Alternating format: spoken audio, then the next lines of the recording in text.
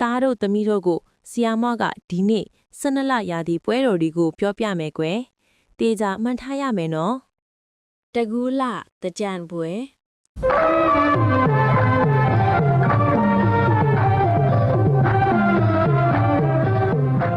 နှစ်ဟောင်းကုန်ပြီးနှစ်သက်သူကူးပြောင်းတဲ့အခါတကူးလမှအဆောက်၍တစ်နှစ်တာကာလပတ်လုံးမကောင်းသောဘေးအန္တရာယ်များမကြောက်ရောက်စေရန်နှင့်ကောင်းမြတ်သောစက်တရေမင်္ဂလာများပြည့်စုံကြစေရန်ရည်ရွယ်ပြီးရေကစားပွဲတော်ကိုကျင်းပပြုလုပ်ကြတယ်ကွယ်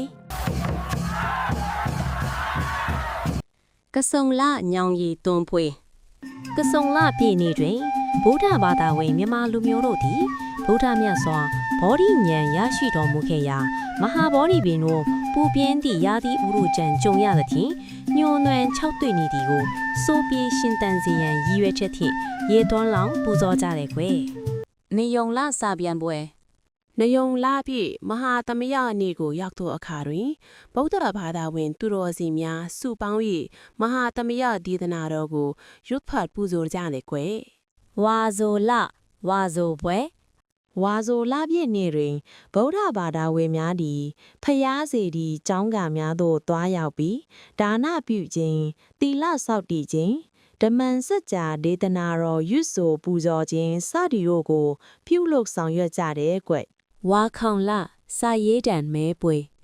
ဝါခေါင်လပြည့်မေတ္တာခါတော်နေ့တွင်တန်ဃာတော်များကိုနေစွမ်းဆက်ကပ်လှူဒန်းခြင်းဥပ္ပဒိများအားထမင်းကျွေးခြင်းများကိုဆောင်ရွက်ခြင်းဖြင့်ကုသိုလ်များပြုလုပ်ကြသည်ကွ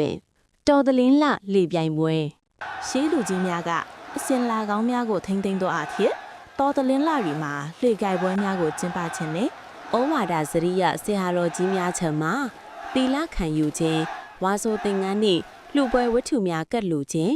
အနုမောဒနာတရားနာကြကရေဆက်ချအမြပေးဝေခြင်းများပြုလုပ်ကြတယ်ကွယ်တရင်ကျွလမိထုံပွဲတရင်ကျွလဖြင့်အဘိဓမ္မာအခါတော်နေ့ဆိုတာဖျားရှင်ကမေတော်မိနဲ့သားကိုကျေးဇူးဆက်သောအနေဖြင့်အဘိဓမ္မာဒေသနာတော်ကိုဝါတွင်းကာလတွင်တာဝတင်တာနတ်ပြည်၌ဟောချတော်မူပြီးဝါကျွတ်သောအခါလူပြည်တို့ဆင်းသက်တော်မူရာတွင်လူများကြိုဆို၍မိထိုးညှိပူဇော်ခြင်းဖြစ်တယ်ကွယ်တစောင်းမုံလာကထိန်ပွဲတစောင်းမုံလာမှာကထိန်ပွဲတို့ကိုကျင်းပသလိုတစောင်းမုံလာလာပြည့်နေ့မှာလေဗုဒ္ဓဘာသာထုံတန်းအစဉ်အလာအတိုင်းမတိုးတင်ခန်းရပ်လို့ပူဇော်ပွဲကြီးကိုကျင်းပတယ်ကွနတော်လစာဆိုတော်ပွဲနတော်လတွင်သာသနာတော်3ရက်ထဲမှာပရိယတ္တိသာသနာတော်ကိုချီးမြှောက်သောအားဖြင့်စာတင်တန်းဝင်ရောက်ဖြည့်ဆိုမိယဟန်တော်များကနှုတ်မေးအာဂုံပြန်ဖြည့်ဆိုကြရပါတယ်အာဂုံအောင်မြင်သောတန်ဃာများသာရေးဖြည့်ဆက်လက်ဖြည့်ဆိုခွင့်ရရှိတယ်ကွယ်ပြတော်လမြင်းခင်ပွဲပြတော်လတွင်ရှေးလူကြီးများကအစင်အလာကောင်းများကိုထိန်းသိမ်းသောအားဖြင့်မြင်းခင်းပွဲကိုပြုလုပ်ကျင်းပကြတယ်ကွယ်တပုတ်တွဲလာထမနေပွဲတပုတ်တွဲလာပြီးနေမှာဘာသာသာသနာနဲ့မြမရိုးရာချုံတဲ့အစဉ်အလာအတိုင်းထမနေထိုးပွဲကိုကျင်းပကြတယ်ကွယ်တပေါင်းလတဲပုံစီဒီပွဲ